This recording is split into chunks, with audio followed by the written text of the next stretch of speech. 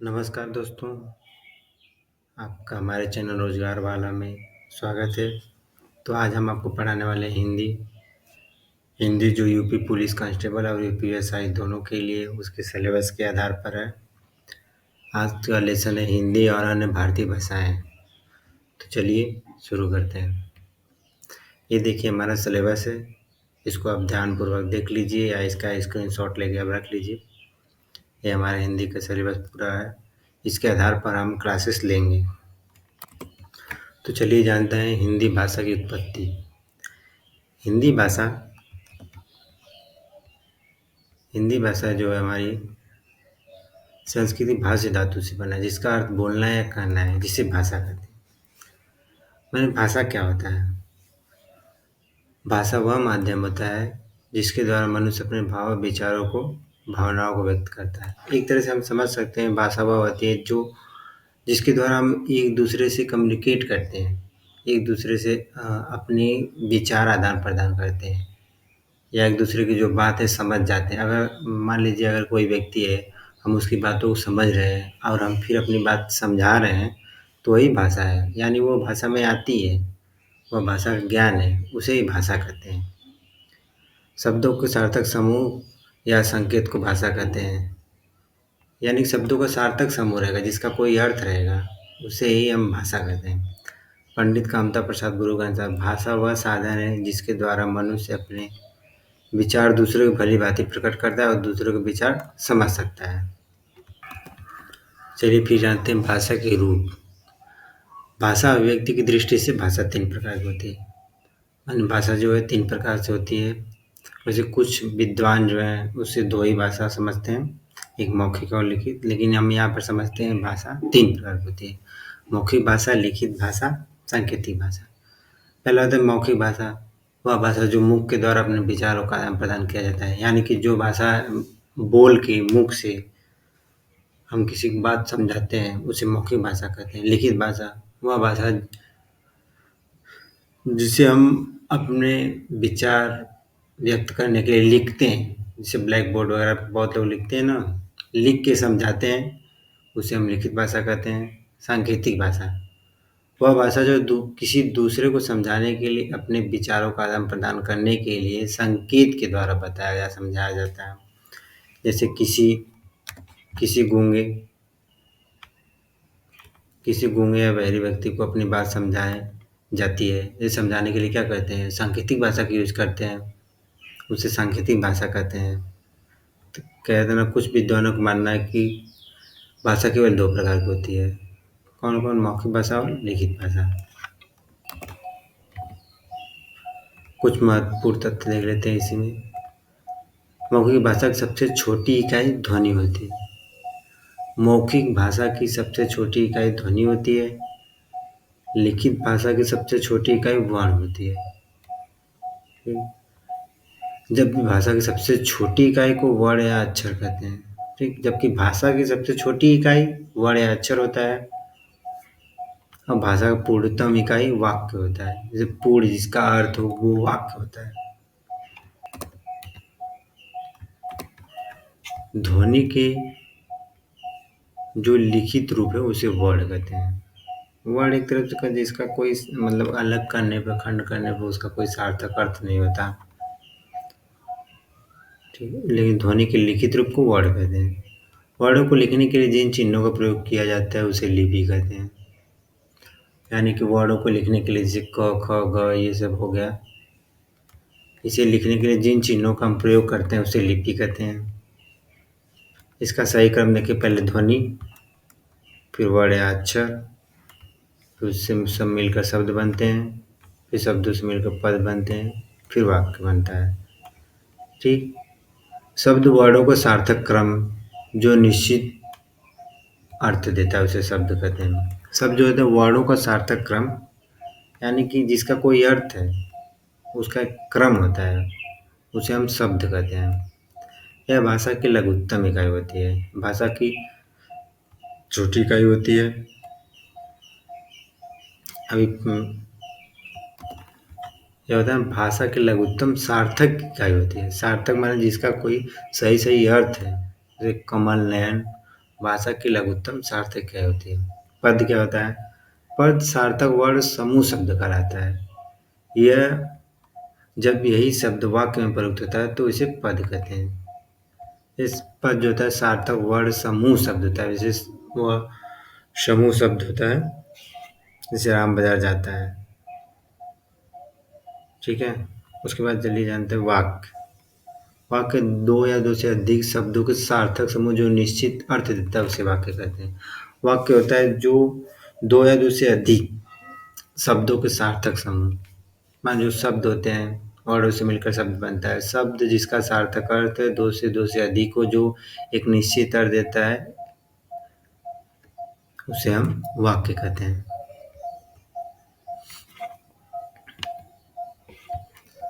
अब चलिए जानते हैं भाषा। भाषा में जो हिंदी है वह भारोपी परिवार की भाषा है। ठीक है। उस पर हिंदी फारसी भाषा का शब्द है। हिंदी शब्द का जन्म संस्कृत भाषा के सिंधी शब्द से हुआ है।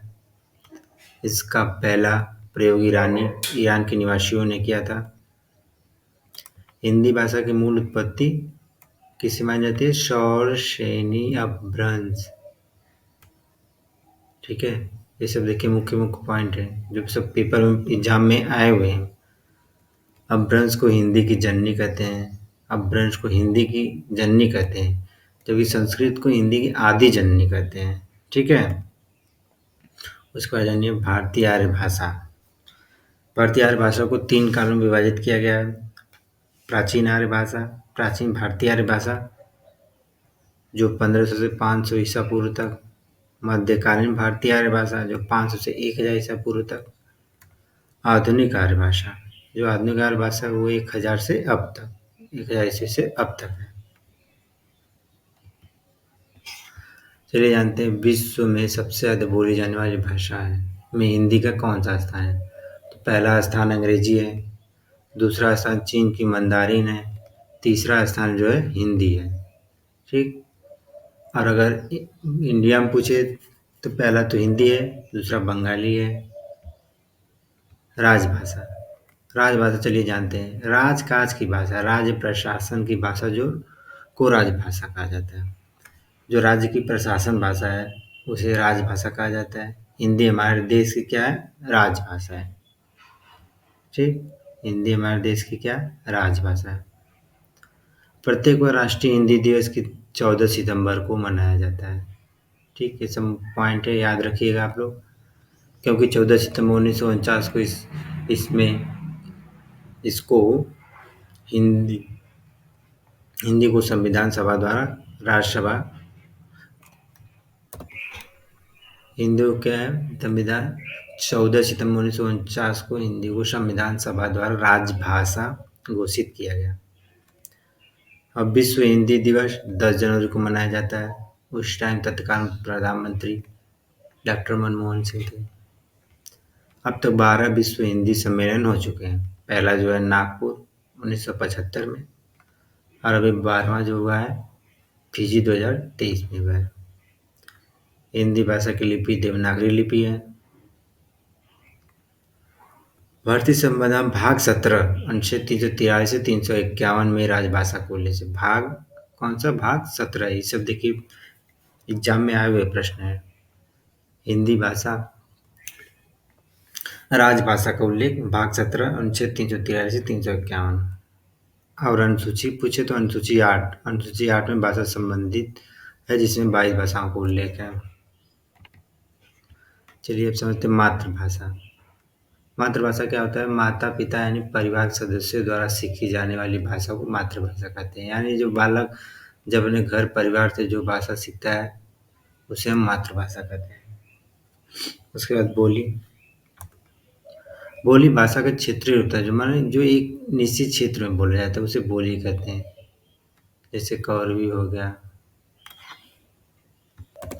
जैसे कौरवी, मैथिली, भोजपुरी, ये सब बोलियां हैं। ये जो एक निश्चित क्षेत्र में बोली जाती हैं, मतलब भाषा के क्षेत्रीय रूप को बोली कहते हैं।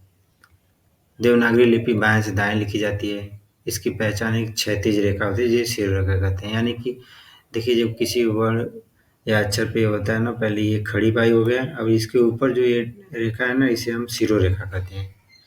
ठीक है, इसे हम शिरोरेखा कहते हैं, और ये जो नीचे ये, इसे खड़ी पाई कहते हैं।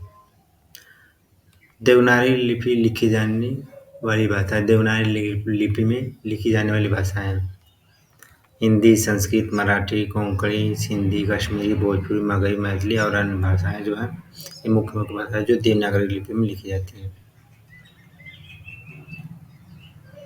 अमीर खुसरो ने हिंदी भाषा को हिंदवी कहा था। खड़ी बोली हिंदी के प्रथम कवि क्या है, कौन है? अमीर खुसरो, खड़ी बोली हिंदी के प्रथम कवि। हिंदी संस्कृत भाषा की उत्तराधिकारी भाषा है। ठीक, हिंदी जो है संस्कृत भाषा की उत्तराधिकारी भाषा है। देवनागरी लिपि का सर्वप्रथम प्रयोग गुजरात गुजरात राज्य में माना जाता है। देवनागरी लिपि का सर्वप्रथम प्रयोग गुजरात राज्य में माना जाता है। खड़ी बोली हिंदी को कौरवी भी कहते हैं, याद रखिए पॉइंट। खड़ी बोली हिंदी को कौरवी भी कहते हैं। तो ये जानते हैं हिंदी की प्रमुख बोलियां, उनका नामकरण करने वाले विद्वान। जैसे हिंदी की जो प्रमुख प्रमुख बोलियां हैं उसका नामकरण करने वाले विद्वान। कौरवी, कौरव क्या, किसने नामकरण? राहुल सांस्कृत्यायन। ठीक, और खड़ी बोली को, इसका नाम किसने रखा था? धीरेन्द्र वर्मा। बिहारी ग्रियर्सन, राजस्थानी ग्रियर्सन, ब्रजबुली ईश्वरचंद्र गुप्त, भोजपुरी रेमंड। ये सब मुख्य मुख्य पॉइंट आप लोग याद रखिएगा जो एग्जाम के लिए बेहद इम्पोर्टेंट है। ठीक है, उसके बाद चलिए जानते हैं हिंदी भाषा के अपभ्रंश, उपभाषाएं, बोलियां, बोले जाने वाले क्षेत्र, मतलब कौन कौन क्षेत्र में बोली जाती हैं। ठीक है, देखिए अपभ्रंश, उपभाषाएं, बोलियां, बोले जाने वाले क्षेत्र। ठीक, तो पहला है सौरसेनी अपभ्रंश, उसमें उपभाषा क्या है? सौरसेनी पश्चिमी हिंदी। ये जानते खड़ी बोली या कौरवी। कौन कौन क्षेत्र में बोली जाती खड़ी बोली या कौरवी? दिल्ली, आपका दिल्ली हो गया, मेरठ हो गया, सहारनपुर, बिजनौर, गाजियाबाद, रामपुर, मुजफ्फरनगर, अम्बाला, मुरादाबाद, देहरादून। ठीक, उसके बाद जो ब्रज भाषा है, ब्रज भाषा कौन कौन क्षेत्र में बोली जाती है? आगरा, मथुरा, धौलपुरी, मैनपुरी, एटा, अलीगढ़, बरेली, फिरोजाबाद, भरतपुर, करौली, ग्वालियर का पश्चिमी हिस्सा, जयपुर का पूर्वी हिस्सा, बदायूं, नैनीताल का तराई क्षेत्र। ठीक, उसके बाद कन्नौजी, कन्नौज, इटावा, कानपुर, हरदोई, पीलीभीत, फर्रुखाबाद, शाहजहांपुर। उसके बाद बुंदेली, बुंदेली जो है आपका बुंदेलखंड एरिया में, जहाँ झांसी, ग्वालियर, जालौन, हमीरपुर, दतिया, महोबा, उरई, होशंगाबाद, सागर, ओरछा, भोपाल, पन्ना, बालाघाट, सिवनी, होशंगाबाद, छिंदवाड़ा, इस सब क्षेत्र में जो है बुंदेली भाषा बोली जाती है। उसके बाद बांगरू, बांगरू देखिए वो हरियाणा वाले क्षेत्र में, अम्बाला, हिसार, पंजाब वाले जो क्षेत्र हैं, रोहतक जिले में दिल्ली, पटियाला, हिसार का पूर्वी हिस्सा। चाहे तो आप इसको स्क्रीनशॉट लेके रख सकते हैं। उसके बाद और है जो राजस्थानी यदि सौरसेनी अपभ्रंश के अंतर्गत आती है, वो इसमें बोलियां मारवाड़ी, मेवाती, टोंडी, जयपुरी, मालवी। तो उनके जो बोले जाने वाले क्षेत्र हैं, इसको आप लोग ध्यान से एक बार जरूर देख लीजिएगा। मारवाड़ी पश्चिम जो है जोधपुर, बीकानेर, जैसलमेर, नागौर, मेवाड़, सिरोही पंजाब के हिसार, दीवाने पूर्वी हिस्से किशनगढ़ में। और मेवाती जो दिल्ली, गुड़गांव, अलवर, भरतपुर में। टुंडी जयपुर, जयपुर, अजमेर, किशनगढ़। मालवी जो उज्जैन, इंदौर, नीमच, देवास, रतलाम, भोपाल, ग्वालियर, होशंगाबाद, पूना, चित्तौड़गढ़, झालावाड़, टोंक।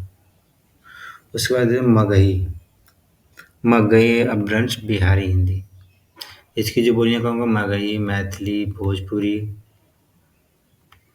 जो मगही है पटना, गया, नालंदा, मुंगेर, औरंगाबाद, हजारीबाग, भागलपुर, रांची, पलामू का पश्चिमी भाग, बिहार शरीफ। मैथिली जो दरभंगा, सीतामढ़ी, मधुबनी, समस्तीपुर, वैशाली, मुजफ्फरपुर, पूर्णिया। अब भोजपुरी जो है बलिया, देवरिया, मिर्जापुर, बनारस, आरा, गाजीपुर, बस्ती, गोरखपुर, चंदौली, जौनपुर, आजमगढ़, भोजपुर, भभुआ, संत कबीरनगर, छपरा, पूर्णिया, इन सब क्षेत्रों में भोजपुरी बोली जाती है। उसके बाद देखिए जो अर्धमागधी, ये सबसे ज़्यादा इम्पोर्टेंट है, पूछता है हमेशा एग्जाम में। अर्धमागधी अपभ्रंश की बोली पूर्वी हिंदी किस अपभ्रंश के अंतर्गत आती है, ऐसे प्रश्न आता है। इसकी जो बोली हैं अवधी, बघेली, छत्तीसगढ़ी। अवधी जो है फैजाबाद यानी अयोध्या, ठीक। अयोध्या, लखनऊ, रायबरेली, प्रतापगढ़, सुल्तानपुर, बाराबंकी, बहराइच, लखीमपुर खीरी, प्रयागराज, श्रावस्ती, गोंडा, सीतापुर, उन्नाव, भट्टी, इन सब क्षेत्रों में अवधी भाषा बोली जाती है। उसके बाद बघेली जो रीवा, जबलपुर, बांदा, चित्रकूट, मैहर, शहडोल, सतना, बालाघाट, दमोह। छत्तीसगढ़ के रायगढ़, बिलासपुर, रायपुर, सरगुजा, सारगढ़, खैरागढ़, कोरिया। उसके बाद सौर सैन्य अपभ्रंश के अंतर्गत है पहाड़ी हिंदी, गढ़वाली, कुमाऊनी। गढ़वाली जो टिहरी, पौड़ी, उत्तरकाशी, रुद्रप्रयाग, देहरादून, हरिद्वार। कुमाऊनी नैनीताल, अल्मोड़ा, पिथौरागढ़। तो ये सब जो मुख्य पॉइंट थे जो आपके एग्जाम के लिए बेहद इम्पोर्टेंट है। तो आप सब इसको स्क्रीनशॉट ले लीजिएगा, एक बार नोट कर लीजिएगा। तो हमारा यूपी पुलिस कांस्टेबल एसआई का सिलेबस है। तो पहला जो था हिंदी और अन्य भारतीय भाषाएं, वो कंप्लीट हो चुका है। तो आप लोग चैनल पे अगर नए हैं तो सब्सक्राइब, लाइक ज़रूर करिएगा। देखने के लिए बहुत बहुत धन्यवाद।